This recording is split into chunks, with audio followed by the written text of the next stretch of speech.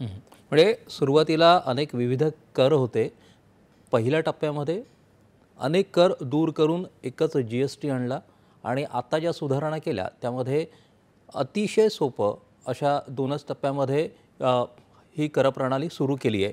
मगाशी जो आपला प्रश्न होता, पंतप्रधानांनी सांगितलं की सणासुदीच्या तोंडावरती ही भेट आहे. त्याची सुरुवातच नवरात्रीपासून झाली. आता दिवाळी येते. तर त्या अनुषंगाने ग्राहकांना आणि व्यापाऱ्यांना कसा फायदा होईल वाटतं तुम्हाला?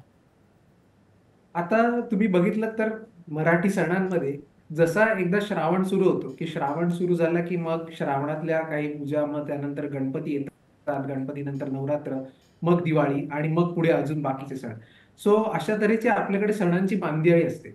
त्यात तुम्ही दिवाळी बघितलं तर दिवाळी हा सण मी म्हणेन फक्त भारतातच नाही, तर अख्ख्या देशाचं ह्याकडे लक्ष लागून असतं.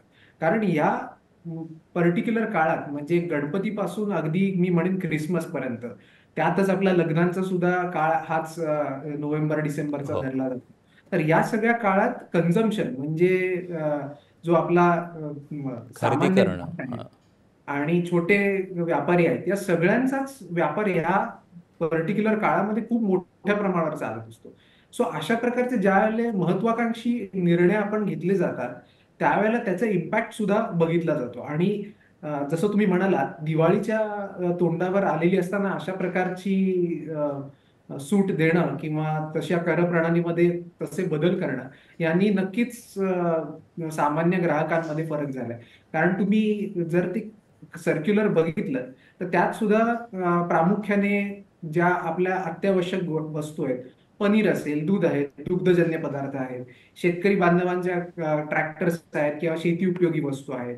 त्यानंतर आपलं इन्शुरन्स प्रीमियम असतील, जिथे इन्शुरन्स प्रीमियम आपल्याला भरायला लागतो त्यावर टॅक्स होता त्याच्यावरचं आहे. मेडिकल आपल्या सुविधा आहेत म्हणजे आरोग्य सुविधा असतील किंवा औषधं सुद्धा असतील. या सगळ्यांमध्येच हा फरक आपल्याला जाणवणार आहे. पण म्हणजे आणि मुळामध्ये एक दुसऱ्या बाजूने पाहायला गेलं तर सणासुदीच्या तोंडावरती प्रत्येकाची एक मानसिकता देखील असते की आपण थोडी खरेदी करावी. त्यासाठी हाती पैसा पण असतो. या सगळ्या अनुषंगाने जे काही अर्थचक्र धावणार आहे वेगाने, तर त्याचा एक उत्तम टायमिंग, एक अचूक वेळ साधली गेली असं वाटतं? हो, तसं म्हणता येऊ शकेल. कारण ह्यात अजून एक मी थोडासा जी नाही, पण अजून एक त्या संदर्भातला निर्णय आता निर्णय म्हणण्यापेक्षा जो मागे निर्णय चालू आहेत अजून त्याचे आर-बी-आयची मॉनिटरी पॉलिसी कमिटी, एम-पी-सीचे जे काय सी-आर-आर म्हणजे कॅश रिझर्व्ह रेशो हा जो बँकांना दिला जातो, ज्या अंतर्गत बँकांना आर-बी-आयकडे काही ठेवणं गरजेचं असतं.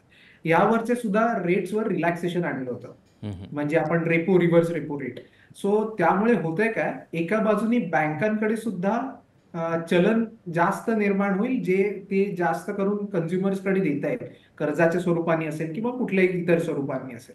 सो साहजिकच जेव्हा या अशा सणासुदीच्या काळात एका अनुषंगाने बाजारात पैसा येतोय, जी-एस-टीचे रेट्स कमी झाले आणि ह्याचबरोबर काही इतर सुद्धा सुधारणा म्हणजे इन्कम टॅक्स रेट. आता तुम्हाला माहिती आहे की मागच्याच आपल्या बजेटमध्ये चालू फायनान्शियल इयरमध्ये, चालू आर्थिक वर्षात हं, हं. आपला जो काही सामान्य नागरिकांसाठी बेसिक टॅक्सेबल लिमिट आहे, ती 12 लाखापर्यंत नेण्यात आलेली आहे. सो साहजिकच या तिन्ही सगळ्या गोष्टींचा परिणाम आपल्याला दिसून येईल. आणि त्यात सुद्धा ज्या कन्झ्युमर ड्युरेबल गुड्स म्हणतो किंवा कन्झ्युमर गुड्स म्हणतो, जिथे दिवाळीत आपण या सगळ्या खरेदी होताना दिसतात.